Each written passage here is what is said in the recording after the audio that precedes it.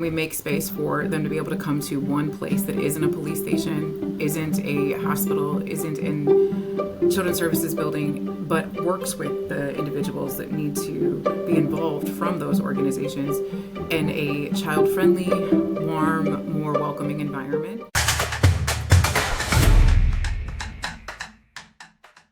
Welcome to Grow Healthy, Help People, a podcast that Accordis puts on. Jennifer, so good to talk with you today. Thank you. Thank you. Where are you joining from today? We're at Cleveland, Ohio, Cuyahoga County. Okay, and Canopy Child Advocacy Center is an organization that you lead. You've been leading there for about 8 years. Give me a quick flyover, real quick, of what Canopy does and how you serve the individuals, the children, the families in your county. So we're a child advocacy center which exists to serve kids and families that have experienced child abuse or there's concerns of child abuse. And we make space for them to be able to come to one place that isn't a police station, isn't a hospital, isn't in children's services building, but works with the individuals that need to be involved from those organizations in a child-friendly, warm, more welcoming environment where they can come and talk naturally about what's happened to them to the best of their ability. What has happened to them is not natural, right? But it's an opportunity for them to be able to come and talk about it, and be interviewed by somebody who's trained in having more of a conversation with them about what's happened versus one-to-one questioning. And then those partners can also watch that interview live and or receive a copy of it so that it can be admissible as evidence in a court of law. But what it does is it helps that child not have to tell that story over and over and over again and not have to be interviewed so many different times in order to receive justice or begin experiencing safety or healing or well-being, because it makes it so that the partners can collaborate in a way in real time and they all commit to not making that child tell that story over and over again. And from there, we have other services that we can offer on-site and off-site as it relates to medical exams, what's called victim advocacy, where we support the families and making sure that they know their rights and how the systems work as they navigate through the systems. And then we also have the ability to provide mental health therapy services and work with the rest of the partners to make sure that the case is flowing through the system as best as it can, considering what has happened to that child. So really A through Z on the abuse, mental journey, psychological journey that the child is going to have to walk after that abuse happens. Is that right? Yes. Awesome. And you guys have a physical building that you're located in there. Is that right? Or how are you set up day to day? How do you operate day to day? We are located in a physical building. Okay. And manned 24 hours a day, or do you have staff that comes in when the hotline rings? We take referrals from children's services and law enforcement and hospitals and community professionals that can call at any time and submit a referral. But we are not here 24/7. We're here a good 45 hours a week. But we are on call. The leadership team is on call for any emergency situation that would happen after hours. We're open late 2 nights a week. I very much believe in, families have jobs. They have things that they need to do. Kids go to school. And so we need to be accessible and available in the evenings to those families when they need to be able to meet. But we obviously have hours that we're not operating, and we're available in those situations. Our partners have the leadership team's cell phone numbers and know to call when there's an emergency situation that needs to be seen when we're not here. So as you're working with partners in your area, what are some of the indicators? As people watch this podcast, they may not be familiar with this world at all. I'm not super familiar with this world. What are indicators? There's an obvious, someone is bruised and battered and the child is saying, this just happened to me. Well, okay, there's no question about that. Then there's a lot of area that is, how do we know when it tips the scale and says, this is abuse, this is something that needs to be addressed and major concern? As you're training your partners, what is that level, or how do you help them understand when to call you guys? So I think, what I can tell you is a lot of our partners, they already know, right, by the design of their profession and their own training. But when we train others in the community and when we continue to train one another as partners, we think about the biggest thing that I can tell you is a change in behavior that doesn't appear to be the behavior that you're used to seeing with that child. But what I can also I want to be super clear about is you're not always going to know. There aren't always like clear cut signs. It's rarely that easy in terms of identifying. In the example that you shared, most of the time, there's something within you that gives you cause for concern from something that you've seen in that child, whether it's somebody you just saw that you walked by at a grocery store where something didn't seem right based upon your own experiences and what you know to believe to be provision of safety, or it's a change in behavior that you've seen in a child that you're familiar with, maybe through your sports teams or your church settings, or in the various communities and families that you're in where they had been a certain way for so long. Their baseline was a maybe a bubbly personality or maybe a more withdrawn personality, and it's changed. Sharp lefts or sharp rights, major changes in behavior are indications that something is going on. It doesn't always have to be abuse, but there's something that is some level of trauma that child's experiencing, whether it's a mental health crisis or it's something is shifted for them, and that should be addressed. And so again, I would say changes in behavior, I would, and not just even moods, but body language, academics, right? Sharp changes in their grades, different things like that may seem off. And I also want to be clear that if there's changes in behavior, it doesn't mean that a kid's being abused, but it is a sign that something is different, right? Something's happening. Something's going on. May not be bad, but something's going on. Right. So we tell people, if you see something, say something. The thing, the strongest thing I'd like to dispel for people is that if you say something, it doesn't equal that you saying something, then you cause that child to be removed from their family, or for someone to be wrongfully charged of a crime. It means that you rose it to the level that somebody who is trained in identifying whether it's abuse or not is able to respond accordingly, period. And that's it. Because if you don't say anything, how many other people didn't say anything, and what if, right? So I'm a licensed social worker. There's scenarios where I have been in the grocery parking lot and seen kids that were in diapers and eating raw ramen. Do I call that in? Do I not call that in, right? Maybe I call it in because I'm concerned, or maybe I look to see and understand that that's all that family could afford and do in that moment. Maybe I do that because I feel comfortable doing so as a social worker. But in that situation, if I didn't know anything else, if I had a reason to be concerned, call it in. Because guess what is going to happen if there isn't anything else happening, and it truly is that that's all that parent could do to provide for that child in that moment. They're going to get help with resources, or they're not even going to get responded to. They're going to say, this doesn't rise to the level of abuse and we don't need to respond. But as the person who is the person in the community, either engaging with that child or seeing that child, if you don't say anything and something is happening, the consequence of that is even greater than saying something and nothing happening in the event that it wasn't anything. Does that make sense? It does make total sense, yeah. Yeah, that's great. So tell me about your team. I know you lead a team, you're licensed, you can do the work, but you're not the one doing the work all day, every day. You have a team beside you. Tell me about your team. I do. There's obviously myself, and we have 20 staff, and then we hold 7 different contracts with different organizations, and I fundraise for those as well to make sure that we can get services in the community. So we have family advocates. They are the glue, frankly, I think, that holds the whole team together from beginning to end, whatever end looks like for our families.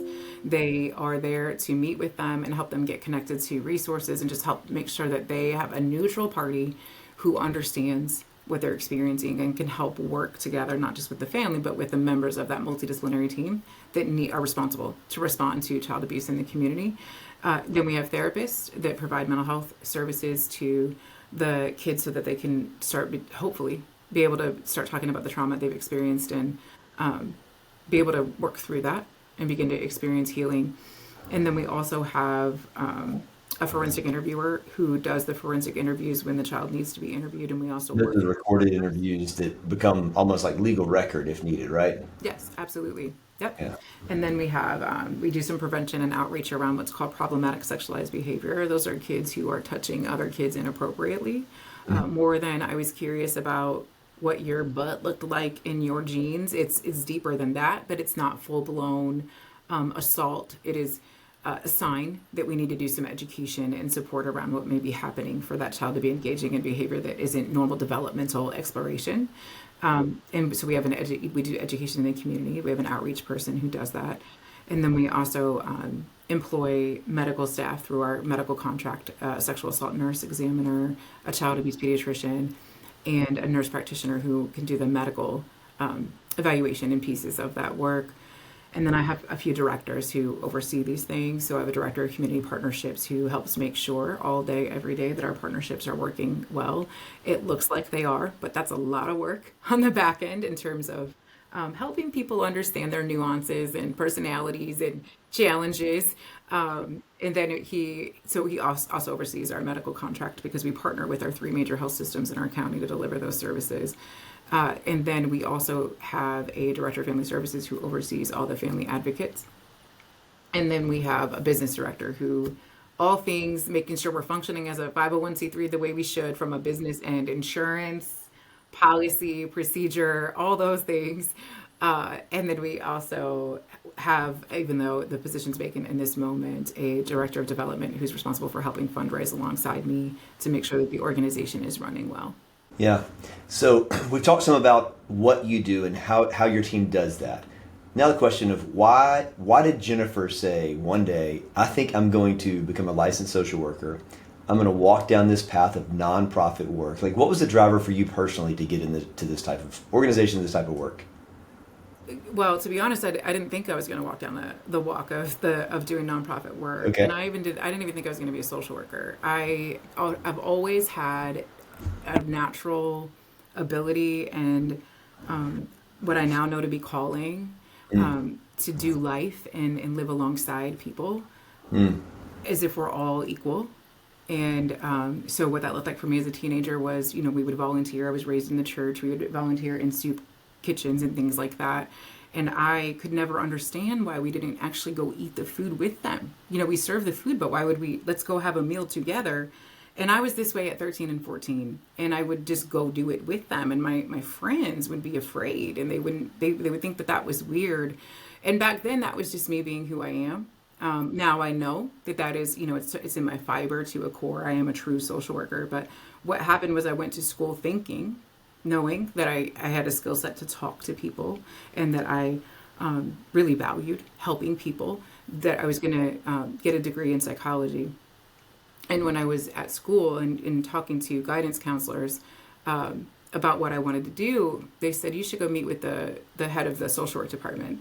And at the time, all I knew social workers to be was just what everybody else knows, sensationalisms. They take kids away, right? And so I didn't want to do that. When I was talking with him, not to discredit counselors or psychology, but the conversation was, you will work out of an office and help people who have clinical mental health issues and talk with them about their problems and help them get better. And when I was talking with the social work professor, head of the department, it was, you will do all of these different types of things, such as activities where you help kids identify what makes them angry, write those things down, put them into a balloon, and release the balloon into the air. And I knew right then that's what I wanted to do. That's what I was called to do. And I didn't know in that moment that it meant nonprofit work. I just knew that I was called to do social work. And then from there, have since learned, I've done a lot of things in my social work career, but a lot of it has been community mental health work. So it's been for community mental health organizations that are for-profit, but not really, right? They're for-profit because they bill for services, but they struggle because they are community mental health, right? And then I, through that, really felt and found through my clinical work that the best way to help people is to work with the systems versus against the systems, because I didn't have capacity to change those systems. The only way I was going to change them is the same concept, if you go all the way back to what I was talking about when I was serving in the youth group growing up, is to do a life alongside these systems versus be against them. And that's sort of where I figured out that I was not the social worker that was grassroots, outside picketing. Even though I love those people so much, I was the one who sort of could bridge the gap, right? To work with the systems, with that client's interest in my mind in order to create change, which led me to my master's degree, and why I'm in the path now of what I now know is the nonprofit setting, right? But it was a backwards way. I didn't set out and say I wanted to do it at all. Yeah. So how did you, tell me about the steps from, I want to sit down beside someone and eat whatever soup or cornbread they're eating and be with them. And now you're running a 20-person largest organization for nonprofits. I mean, a lot of nonprofits never get past one or two people. So I mean, you're growing. I'm guessing your budget's significant now. You got a lot of moving pieces. How did you get from doing the work and pulling together the community resources to now leading the work? What was that step, and did that take 10 years to get there, or did you jump right into this role right out of the gate? I I've always had this mentality. So, I did it through doing the direct service work. I've been doing direct service work since 2002 through my bachelor's in my social work program. We not only did we have to do internships, but I was responsible for paying for college. So I, would work jobs in ways that I would do, this type of work in the community. And then, when I got down to this sort of where I got to be now, a lot of it had to do, it's 2025, but I took every opportunity that was given to me if I saw it, even when I come from a generation where, your professional development isn't handed to you. There's opportunity and you can take it, but you have to take those things. And back then, and maybe still now, an older version, a more tired version of me was super zealous about truly believing legitimately that I could change the world. And I was grateful for it. I had parents that, said, if that's what you believe, go for it. Go ahead and try. Probably thinking I couldn't, but yet still allowing me to, right? And so every opportunity I was given, whether it was through internships, whether it was through requirements for school, volunteerism, anything that I felt like really resonated with me in terms of helping people, I took. And that's really sort of what set me up for, getting to where I'm at now in my career as soon as I did, I think, because if I had the opportunity, I was taking it purely because I truly believed that I could change the world. And as that was happening, I was cultivating skills, I was gaining skills, I was learning more about how the world works and how to create change and accomplish things for families through negotiation, through relationship, through partnership. And then I got to be here because of that. And again, I didn't know that that's what I was doing. I was just doing what I knew to do to help people. I would build relationships with the probation department, right? So that I could help the child I was helping who was on probation. I would build relationships with the person who answered the phone at the community mental health organization so that I could get my client in faster and make sure that they knew who I was. And the way I did that was asking them who they were, how their kids were. I mean, people who I never met on the phone, I knew about their parents and their life. And that created this reputation that I had for being able to walk through difficult situations and transform them. And people say that I've done that. It's probably true in my career, but really what I've done is just been who I am, consistent, transparent, followed through, and really built those relationships. So when the Cuyahoga County officials and partners were looking for a child advocacy center director, they were looking for someone who could do those things. Cuyahoga CAC was the last urban CAC to develop in the entire United States, and it had been tried 3 times and failed. And a lot of the failures had to do with territorial issues. It had to do with, who's going to own it, who's going to control it. We need it to be our way. We need our evidence this way. We need these exams done this way. No, it needs to be ours in a nonprofit setting. No, it should be in a government setting. And so the partners, when they finally figured it out in the last attempt, came together. They said, we've got to have somebody who knows how to navigate through that space and still hold steady. And they knew of me in the community because of my other work. And so they had asked me to consider it. I said no, because it was a lot of work to start a Yeah. nonprofit. But So you were there when it started. You helped start the organization, yeah, Canopy. Okay. yep. But it continued to come back to me through other people in the community. 3 different times did people say, hey, what about Jennifer Johnson? So the third time, I decided maybe that's where I was supposed to be, right? And that I would interview, and here I am all these years later. The way we got to here, we started with 1 employee, then we were 3, then we were 5, and we jumped from 5 to 20 in about 18 months through a large contract that we got a couple years ago, to expand what we were providing already to kids that experience sexual abuse, to the severe physical abuse cases. Because the work that we had been doing with those kids that had experienced sexual abuse was proving to be helpful. Yeah. I love your career trajectory. Some Yeah. people start out with a master plan and say, I'm going to get this education, I'm going to apply for this job, and I'm going to work my way up. And I kind of look at your path and go, it was make the right decisions every day. When something's put in front of you, say yes.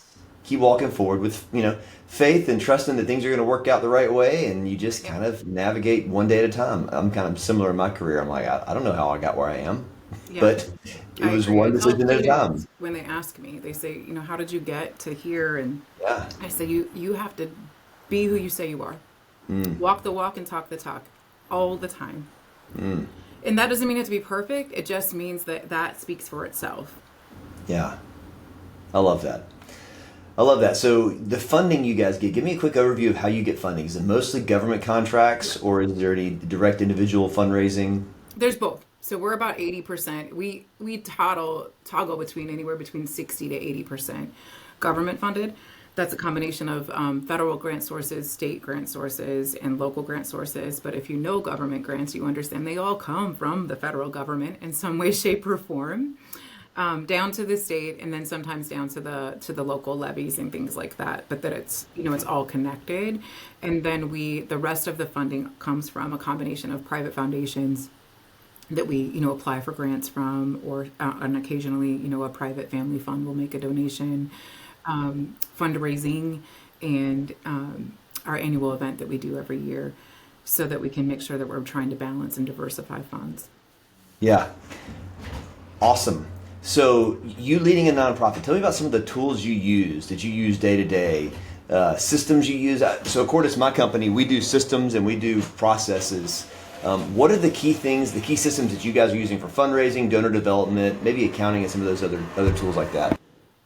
Technical systems?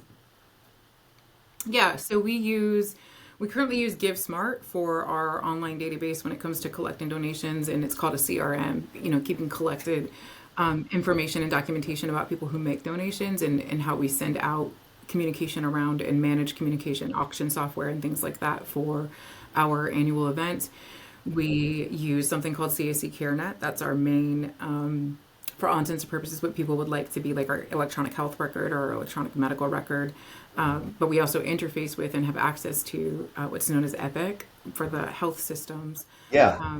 Because Is that a community health? I mean, I know of Epic. Is that shared between different community healthcare partners? The healthcare partners, right? So that it's called Care Everywhere, so that they can access and see, the trajectory and the history of previous care that's been provided to children. And that's really important, because when it comes to child abuse, sometimes that happens, that the child has been taken to multiple health systems, right, for various things. And if you're not looking at the full picture, then the decision is completely different based upon what is shared with you. So that is not ours. We certainly pay for it through our contract, but our community medical partners use that. And then we, from a systems perspective, have lots of different things we have a contracted company that does our accounting, and our accounting system's name is leaving me in this moment, but they definitely have a full system that they use from that end. Yeah. Cool. Jennifer, so good talking with you today. The work you're doing really matters. As we're wrapping up, give me one encouragement to someone who may be on your path 20 years ago, a young man or woman who's going, I want to make a difference. Where do I start? Do I just need to go get a PhD somewhere? What do I need? Where do I start? What is your encouragement to that person today? First of all, keep your fire, fuel it, don't lose it, because it's going to be what sustains you if you're really going to choose this work and do it. You've got to always have a sense of why you do it, because if you lose sight of that, then you're not going to be able to wade through all of the really difficult things that happen in the funding environment, in nonprofits, and just in the way that this world functions, right, in society. So I would say keep that, and the way that you feel that and you cultivate it is find the places, opportunities that are related to, or even if it's not fully related to, even just a little bit, where some of your passions are when it comes to you wanting to make a difference. So if your thing is helping us be more green, then find opportunities where you can volunteer and kind of get yourself exposed to those things a little bit more. And I would also say take every opportunity that you're given or that you find to be exposed to and engage with organizations that do this work whenever you possibly can, because it's going to help you identify where your strongest skill sets are, and then it will eventually open up pathways for you to be able to go down that trajectory. And then finally, once you figure out exactly what you want to do, then determine what it's going to take for you to get there. So if you know that out the gate you want to be a social worker, in most states you've got to at a minimum have a bachelor's degree in social work. If you know that you want to become a psychologist, use ChatGPT or Google, right, to explore what's required to do it. But even if you go and get the degrees, make sure that you're really engaging with the people, because I think to this day that the way that I've worked in the field in my career in doing that work is what has helped me lead as well as I have led, is because I was those people. I was boots on the ground. I hold those families still all these years later in my memory as I'm making decisions. So I would say open to every opportunity, find them, don't give up. Sometimes people like us are so busy that you will ask us 10 times how to volunteer and we might not get back to you. So stay persistent, but don't lose sight of your vision, because we need people like that in the world. Love it. I love the work you're doing. It matters. Thanks for doing that work, Jennifer. Again, this podcast is put on by Accordis, my company. We're a back office for lots of nonprofits and ministries. So anybody who's watching this, if you are running a nonprofit like Jennifer going, I need that accounting team that can take the accounting work off my plate, or need the marketing team or the database management team, reach out to us. Or Jennifer, what's the best way for someone to reach out to you if they want to learn more about Canopy or volunteer or donate? Is it to go to your website? Yeah, you can definitely go to the website. Our contact information's on there. It's www.canopy, CANOPYCAC.org. So canopycac.org, and on there you'll find our contact information for reaching out. There's an email address on there that says info@canopycac, that my business director checks that regularly. Our phone number's on there, so you can pick up the phone and call us. But I can also just tell you that it's 216-574-4325. It's 216-574-HEAL. And if you call, say, I heard this lady and I want to talk to her, they know who I am. They'll find me. That's great. Jennifer, thanks so much. I'll put your website and also Accordis' website on the closing screen of this podcast. So great talking with you today. Thanks for the work you're doing. Thank you for taking the time. Bye-bye.